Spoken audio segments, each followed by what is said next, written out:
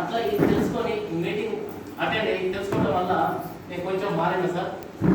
నాతో పాటు మీరందరూ మారాలని మన గురుగారు ఇచ్చే మాటల్ని విని చాలామంది మారారు. మనకు కూడా అవకాశం వచ్చింది కాబట్టి మనం కూడా విని ఆ సార్ యొక్క ఇచ్చే అమూల్యమైన విషయాన్ని సక్సెస్ అయినప్పుడు ఏ విధంగా సక్సెస్ అయ్యారు అనేది వింటే కూడా మనం అవుతాం కదా సార్. ఇక్కడ బిజినెస్ పక్కన పెట్టండి, బిజినెస్ లేదు ఏం లేదు. గురుగారు ఏమంటారు, మంచిని పంచండి అంటారు. ఒక నీతి నిజాయితీగా నలుగురిని హెల్ప్ చేస్తూ ముందుకెళ్తా ఉంటారు. అంతేనా సార్? మరి ఎట్లాంటి వ్యక్తిని నేను కూడా మీటింగ్ వల్ల మారిన సార్. ఇంకా చాలా మారాలి.